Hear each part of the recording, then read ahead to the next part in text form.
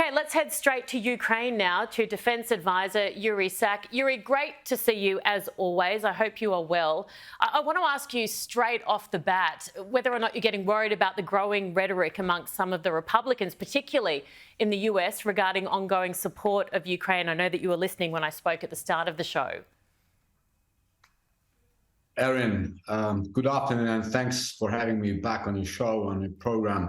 Now, look, in the United States of America, as I assume would be the case in most countries in the world, but any leader, whether Republican or Democrat, has a constitutional and sacred duty to guard and protect the national interests of the United States of America.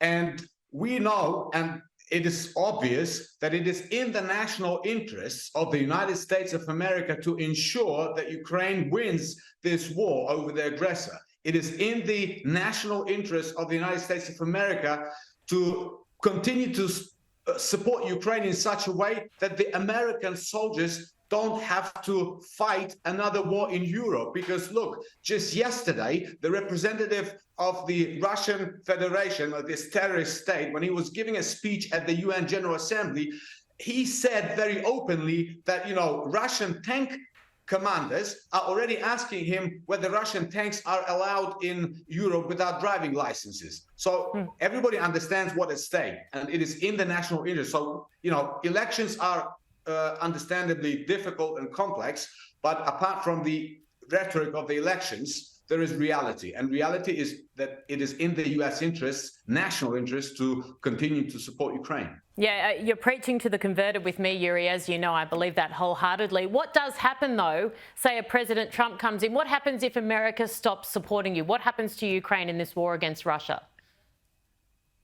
That's another thing that I think we've made it very clear to all our allies. We are eternally and infinitely grateful to all of our partners who provide us with the support. But at the same time, they all know very clearly that we will continue to fight for our and theirs freedom, no matter what, even if we have to do it with brooms and sticks and stones. Because, look, maybe if some other nations have at least kind of choice in terms of the timing, we are facing an existential threat of survival. So for us, there's no choice. We'll continue to fight no matter what, no matter who wins elections in what country.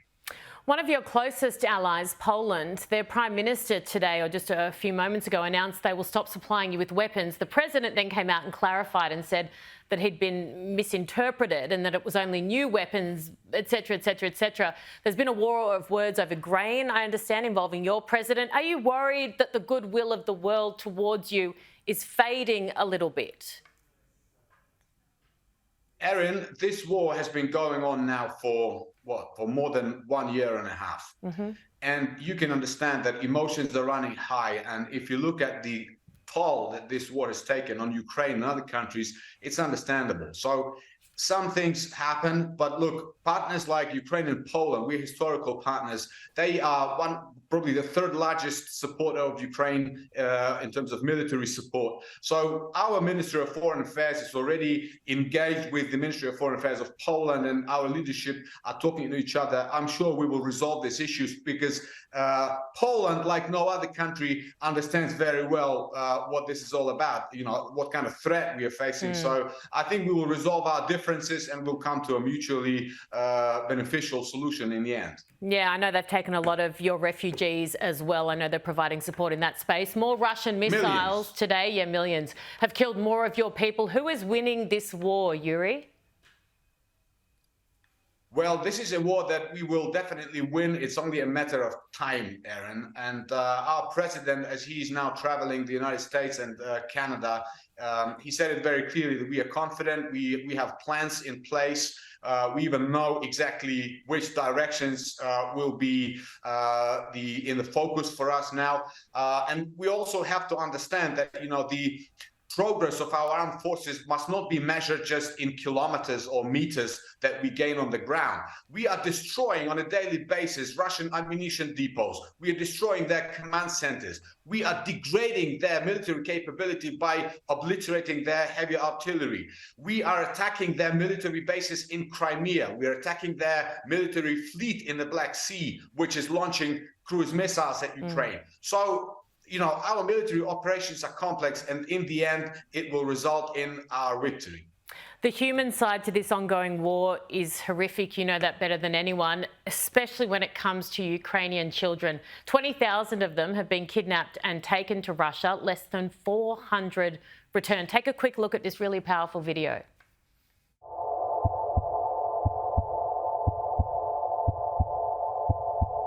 Моя страна. Я гражданин России. Listen the story about blue sky. Try to be hopeful, try to stay safe. How many times will people make? Yeah, as a parent, you just cannot even fathom what Ukrainian mums and dads are going through right now. What is happening to these kids? Erin, I've seen this video more than 100 times by now because I'm part of the team that made it. Thanks to the support, I must say, to the support of a true friend of Ukraine, Chris Garnell, who's the CEO and founder of Faulkner Foundation, Faulkner Property. And look, this is one of the most sinister and one of the most insidious sides of this war.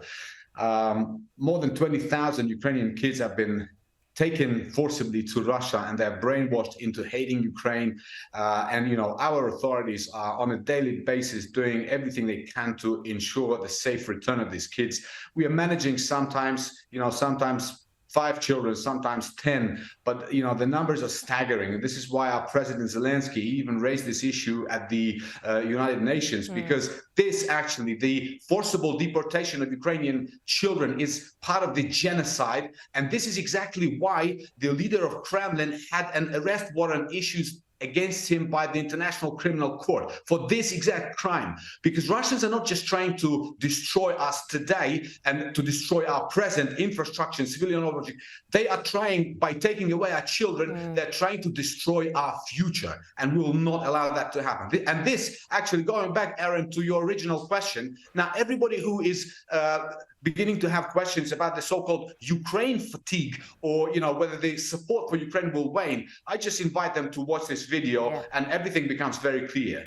I could not agree with you more, Yuriy. I can't speak on behalf of the US or the Australian government, but we here on this show are with you till the end. I have no doubt you will win, and thank you again for your time today. Thank you. Thank you so much, Erin.